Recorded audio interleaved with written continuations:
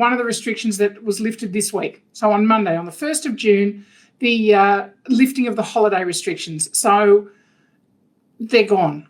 So New South Wales residents are now able to take holidays anywhere in New South Wales. Obviously, there are still some borders closed and we're not welcome in other places. But at the moment, New South Wales people can holiday anywhere in New South Wales. Now, that's great. And, that's good. And we can all look at positive options there and look at some of the, fire-affected areas that we can go and visit and do, hit a double whammy in terms of doing something good for ourselves and for others at the same time. Let's look at it from a property perspective. For those agents who manage holiday lettings, the game is on. The game is back on. However, the game has changed. So as with everything we're doing these days, the game has changed. So the hard work of doing holiday lettings is back on the table.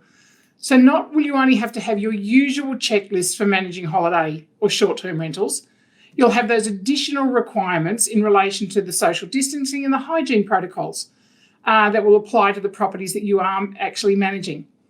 Okay, that'll mean additional information that you'll need to send out to holiday makers or renters in relation to those hygiene protocols, and also the number of people that can be in the property. So obviously, to holiday properties, you say there's a maximum number of people or minimum number of people.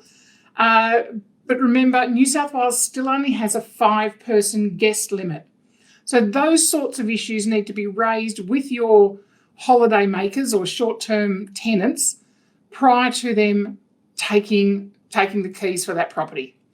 Okay, so it's not just the number in the property, it's not just the hygiene, it's also the visitors whilst they're there. So obviously you need to word that very carefully, and when that changes, because it will, and we need to watch very closely of when those further restrictions come through, and they're talking about them changing sort of mid-June and then beginning of July. So your documentation that you're sending out to holiday makers and short-term tenants is going to change almost on a weekly basis even. So don't send it all out too soon, but maybe some warnings about what's coming and then some specific information the week before they come.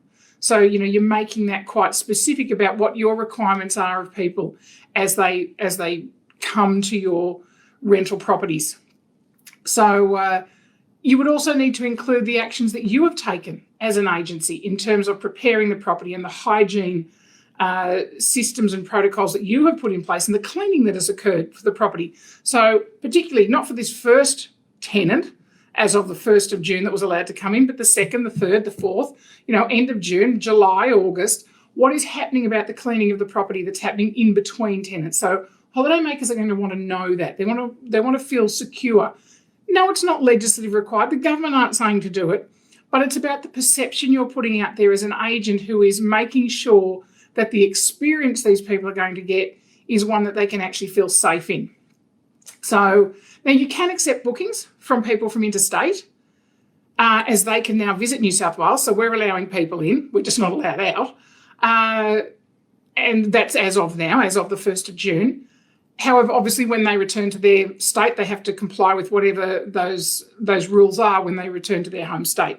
So they may have, some self-isolating programs to go through. Not your issue as an agent on that one. It is just about what you are doing for the rental properties, what you are saying to the people who are coming in, and what checklists you're putting in place as an agent. So make sure you look at those. The Department of Health website is fantastic for this.